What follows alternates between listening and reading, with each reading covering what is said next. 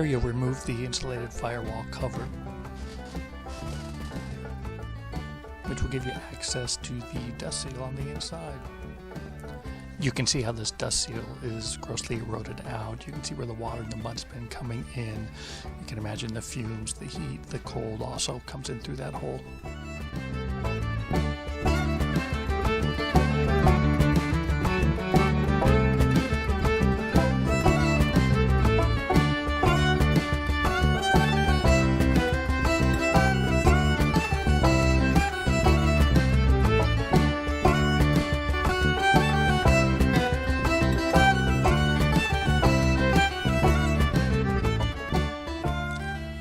You'll be doing everything blind in here. I couldn't see in here. You want to match mark the steering shaft, the spline steering shaft, to the coupling assembly.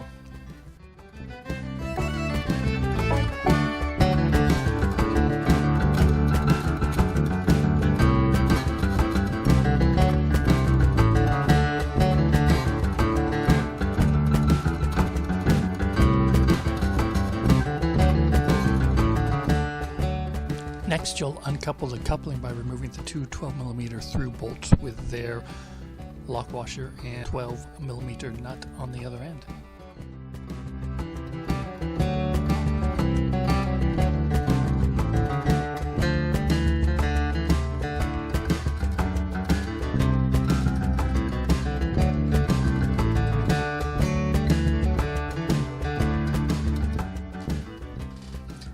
And once you remove the tension bolt from over the splines, the coupling will slide off the steering shaft.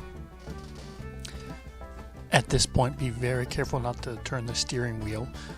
Prior to this procedure, you can lock the steering wheel in place. Some people mention putting the seat belt through the steering wheel. You just don't want it to spin. It will spin like a top.